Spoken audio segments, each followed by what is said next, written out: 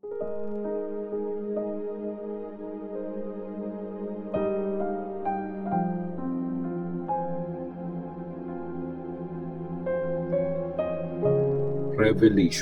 chapter 8.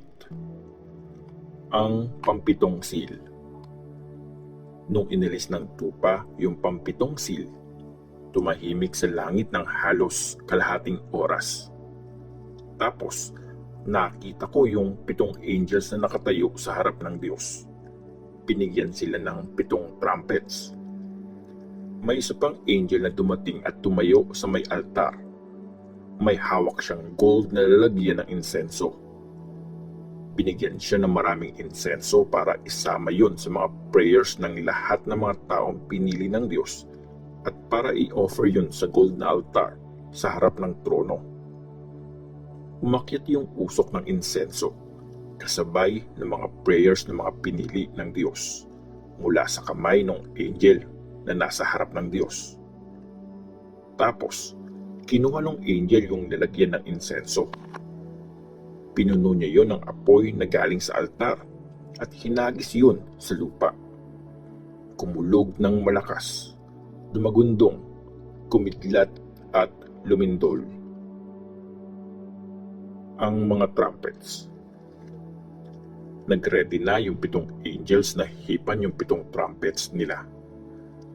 Pagkaihip ng unang angel sa trumpet niya, umulan ng yelo at apoy na may halong dugo. Nasunog yung 1/3 ng lupa, 1/3 ng mga puno, at lahat ng sariwang damo. Hinipan ng pangalawang angel yung trumpet niya. Tapos, may parang malaking bundok na nasusunog na nahagis sa dagat.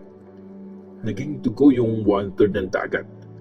Namatay yung 1/3 ng mga hayop na nakatira sa dagat at nawasak ang 1/3 ng bilang ng mga barko.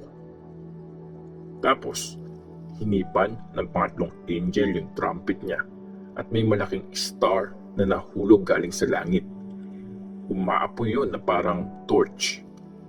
Bumagsak yun sa 1/3 ng mga ilog at sa mga bukal ng tubig. Ang pangalan ng star na yun ay Mapait. Naging mapait yung 1/3 ng tubig at maraming taong namatay pagkainom nila ng tubig na naging mapait. Tapos, hinipan ng pang-4 na angel yung trumpet niya. Tinamaan yung 1/3 ng araw, 1/3 ng buwan, at 1/3 ng mga stars.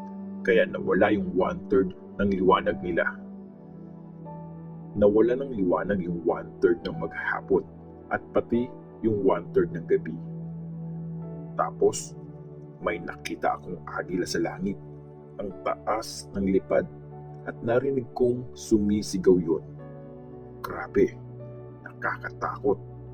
Kawawa ang mga nakatira sa mundo pag tumunog na yung mga trumpet na hihipan ng 3 pang angels.